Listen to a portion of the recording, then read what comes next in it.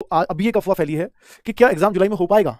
बच्चों अभी अभी एक अफवाह चल रही है कि एक एग्जाम एजेंसी सेलेक्ट कर रहे थे ग्रुप डी के लिए रेलवे वाले, वो किसी न्यूज़पेपर ने छाप दिया एक आर्टिकल और उसमें साथ में लिख दिया कि जल्दी ही बोर्ड की वेबसाइट पे शायद कंफर्म हो जाएगा। तो उन्होंने ये लिखा है कि जो ये एजेंसी सेलेक्ट कर रहे थे उसने एग्जाम कराने से इनकार कर दिया या पीछे कदम खींच लिए हैं, तो इसलिए एग्जाम थोड़ा सा और भी डिले जा सकता है।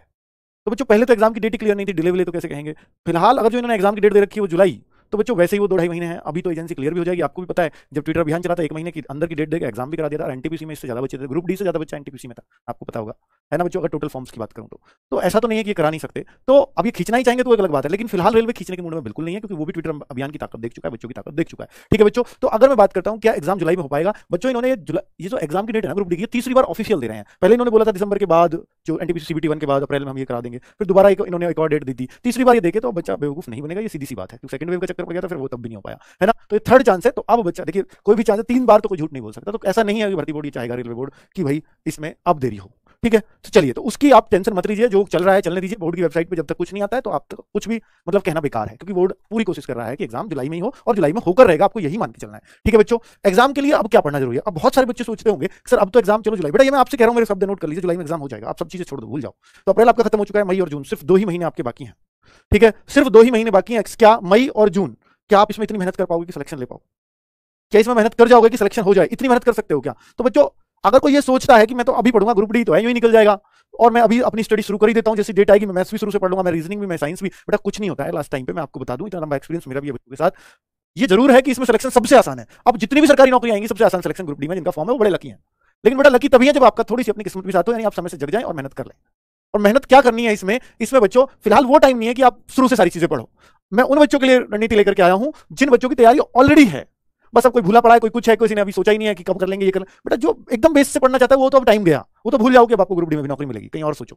तो अभी मैं उनसे चाहूंगा कि बेटा आप डेली का मतलब हर वीक में एक मॉक टेस्ट जरूर शुरू कर दो, कुछ भी करके, या कोई एक बाजार में कोई बुक भी आ रही हो, ऑनलाइन पेपर कोई बात नहीं, बुक से भी करिए, कोई फर्क नहीं पड़ता, ऑनलाइन बस माउस ही क्लिक करना है। ऑनलाइन पेपर दो, ऑफलाइन दो, उससे बहुत ज्यादा फर्क नहीं है। तो बाजार में कोई भी बुक आ रही हो जिसमें प्रैक्टिस सेट हो 15, 20, 25, 30, 50 जितने भी हो, आप उठा लाइए और रोज एक प्रैक्टिस सेट लगा लोगे तो बहुत अच्छा हो जाएगा। मात्र बच्चों 1.5-2 घंटे ही तो लगते हैं प्रैक्टिस सेट करने में, उससे बहुत कुछ हमें सीखने को मिलता है। और उसमें हो रही गलतियों पर अपना काम कीजिए कि मेरा क्वेश्चंस कैसे कैसे गलत होते हैं, मैं क्यों घबराता हूं, मैं कितना टाइम मेरा कम पड़ता है, मैं नेगेटिव कितने ज्यादा करके जाता हूं, वो सारी चीजों को नोट कीजिए, उससे आपका बहुत सुधार आएगा। डेली एक मॉक टेस्ट बेटा ये सफलता की सबसे पहली कुंजी है। ठीक है, ऑनलाइन हफ्ते में एक दे लो, कोई दिक्कत नहीं है, लेकिन ऑफलाइन आप शुरू कर दीजिए मॉक टेस्ट, बहुत अच्छा टाइम है इस टाइम शुरू करने का।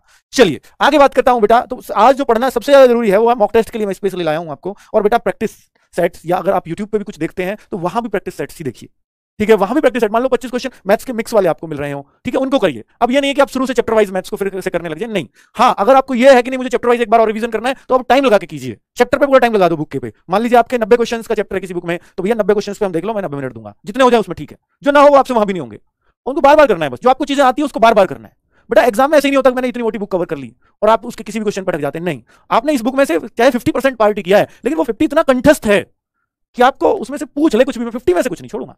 ठीक है बच्चों, तो उतना करना है बच्चों, ऐसे नहीं कि बस बुक कर ली और करने का कुछ पता है नहीं। कंपटीशन कभी ऐसे नहीं निकलता। ठीक है, वो बिल्कुल आपकी घिसाई मांगता है अच्छे से। कि एग्जाम लेट होने से कट ऑफ डाउन जाती है, बिल्कुल 100% जाती है बच्चों। एग्जाम लेट होने से फायदा होता है, नुकसान तो है ही खैर कि हम नहीं पढ़ते, और हम नहीं पढ़ते इसलिए ही तो कट ऑफ नीचे जाती है बच्चों। सभी तो एग्जाम टाइम पे पढ़ते हैं, इसमें यही खास बात है, इसमें सब एग्जाम टाइम पे पढ़ते हैं। दूसरा कि जब जैसे लंबा टाइम हो गया, 2019 में फॉर्म भरे गए, 3 साल हो गए पूरे, परफेक्ट है ना, 3 से ज्यादा ही हो गए हैं। तो इस दौरान बहुत सारी वैकेंसीज ऐसी आई हैं, जैसे यूपीएससी में होशियार बच्चा है सारा निकल चुका है। ठीक है, इस दौरान दिल्ली पुलिस की वैकेंसी है, इस दौरान और बहुत सारी यूपी पुलिस की वैकेंसी, तो जो भी मतलब आई है, या यूपी पुलिस वालों ने भी तो फॉर्म भरा ही था, बाद में वो ट्रेनिंग पे चले गए। तो ऐसे बहुत सारी चीजें, बहुत सारी जगह वैकेंसीज आई हैं, तो बहुत सारा बच्चा इधर उधर सेटल हो चुका है, और वो सब होशियार ही था क्योंकि उसने एग्जाम निकाल के तो सेटल हुआ है, सीधी सी बात है। तो कहीं ना कहीं यहां भी उसका सिलेक्शन होता है, कोई सीजीएल में चला गया, कोई सीएचएस, मतलब सब भरते हैं इसको, क्योंकि इसमें 10th क्वालिफिकेशन, कोई छोड़ेगा क्या इसको, इसमें फिजिकल है नहीं, कुछ 35 किलो वेट लेके चलना है बस, है ना। तो कुल मिलाकर के एग्जाम लेट होने से इसमें थोड़ा फायदा, और फॉर्म तो बढ़ने नहीं है उसमें कि दोबारा फॉर्म भर जाएगा, है ना बच्चों। तो अगर मैं देखूं कितने घंटे की पढ़ाई काफी है, तो बच्चों मैं आपसे बोलता हूं 2 महीने आपके पास हैं, फिर बाद में आप कहोगे कि नहीं सर ये तो टाइम बहुत कम है। ये मैं आज आपको आगाह कर रहा हूं, जो भर्ती बोर्ड है ना रेलवे का, वो पूरी कोशिश में है कि ये एग्जाम इस बार टलना ही नहीं चाहिए, और वो जुलाई की शुरुआत में कराने की सोच रहे हैं बच्चों इसको। अब देख लो आप कैसे अपने आप को मैनेज कर पाओगे। अगर ये आप 2 महीने आप बहुत शानदार मेहनत कर लेते हैं तो वास्तव में एक नौकरी आपके हाथ में होगी, और सबसे आसानी से नौकरी मिल सकती है। मैं आपसे बार बार कह रहा हूं, ये बात ऐसी नहीं बोल रहा हूं। बहुत सारी वैकेंसीज यूपी पुलिस में भी देखी है, 50-50 हजार वैकेंसी, उन सबसे आसान इसमें है, क्योंकि इसमें क्रीम बच्चा निकल चुका है ऑलरेडी। अब सिर्फ वही बच्चे बचे हैं जो इसी के भरोसे बैठे हैं। ठीक है, तो इसलिए मेहनत कर लो। अगर अपनी जगह तो बेटा फिर बहुत देर हो जाएगी, क्योंकि आगे वैकेंसी आनी नहीं है। तो कितने घंटे की पढ़ाई काफी है बेटा, मैं आपको बताने वाला हूं, 8 से 10 घंटे आप पढ़ना शुरू कर दीजिए, काफी होगा। 8-10 घंटे की स्टडी बिल्कुल एकांत में लाइब्रेरी में बैठ के कहीं भी, लेकिन 8-10 घंटे की पढ़ाई होनी चाहिए आपकी।